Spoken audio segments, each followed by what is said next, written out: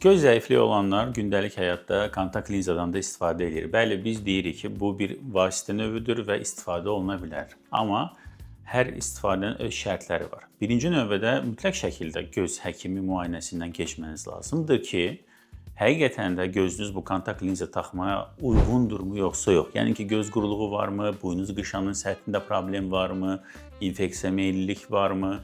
Bütün bunlar araşdırılır. Gözün ölçüsünə uyğun olaraq kontakt linzanın nömrəsi yazılmalıdır ki, çünki linza gözünüzdə düzgün oturmadığı zaman heç bir problem olmasa da yeni problemləri gətirib çıxarda bilər və təəssüf ki, həmin insanlar heç göz həkiminə müraciət eləmirlər. Ən son anda gəldikləri üçün bəzən o problemlərin artıq geri dönüşümsüz hala gəldiyini görürük və təəssüf ki, heç bir şey edə bilmirik.